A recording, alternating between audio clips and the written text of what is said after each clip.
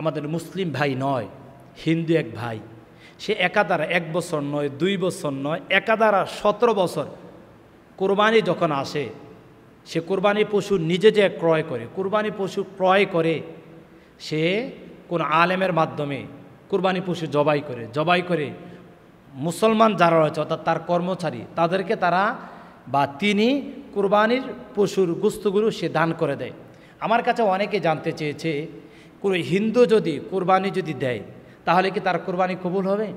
আমরা অনলাইনে অনেক প্রোগ্রাম করতে গিয়ে আমরা বলেছি, কোনো যদি অমুসলিম কোনো ভাই যদি কোরবানি প্রদান করে তার কোরবানি হবে না। কেননা কোরবানি করার জন্য পূর্ব সত্যই হচ্ছে তাকে মুসলিম হতে হবে, মুসলমান হতে হবে, মুসলমানের বাহিরে তার কোনো দান হবে না।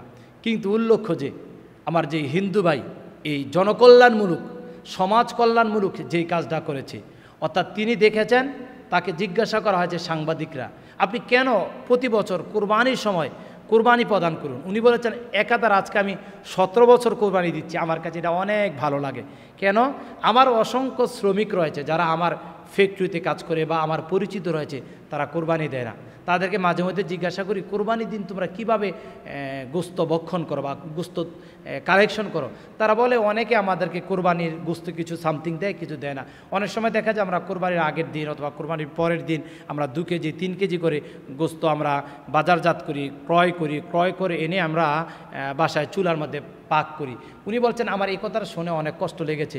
পাড়া প্রতিবেশীগুলো কোরবানি দেবে, তারা গোস্ত খাবে, আর আমার শ্রমিক যারা রয়েছেন তারা গোস্ত খাবেন, এটা কি হয়? তার জন্য আমি শুধুমাত্র তাদেরকে সন্তুষ্ট করার জন্য আমি প্রতি বছরই কয়েকটা করে গরু জবাই করে কোরবানির দিন আমি কোরবানি প্রদান করি। মূলত সে তার ধর্মের দিকে লক্ষ্য না করে, সে তার বর্ণের দিকে লক্ষ্য না করে, তার কর্মচারীর সম্মানের দিকে কর্মচারীর দিকে তাকাইয়ে সে কোরবানিটা প্রদান করেছেন।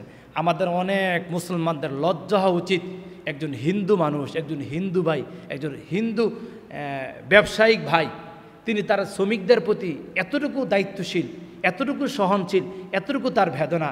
কিন্তু আমাদের অনেক মুসলিম ভাই রয়েছেন, ব্যবসা করে, বাণিজ্য করে, তারা শ্রমিকদের প্রতি এতটুকু নজর তার আসে না। আমার শ্রমিকরা কোরবানি দেয় নাই, আমার অসংখ্য শ্রমিকরা কোরবানি দেয় নাই, তাদেরকে আমি কোরবানি দিয়ে 2 কেজি গোস্ত 3 কেজি গোস্ত আমি দান করি, এটা অনেকে করি না। ওই হিন্দু ভাই থেকে আমাদের মুসলিম ব্যবসায়িকরা শিক্ষা নেওয়া দরকার। মূলত যেই হিন্দু ভাই কোরবানি দিয়েছেন তার সওয়াব হবে না, কিন্তু যেই সামাজিক কাজটা করেছেন, সমবেদনার কাজটা করেছেন, এটা তার একটি কল্যাণময়ী কাজ ছিল। এটাই আমি বলবো, আমরা কল্যাণময়ী কাজ করার সকলে মিলে চেষ্টা করব। আল্লাহ তাআলা আমাদের সবাইকে কল্যাণময়ী কাজে অংশগ্রহণ করার তৌফিক দান করুক। আল্লাহুম্মা আমিন।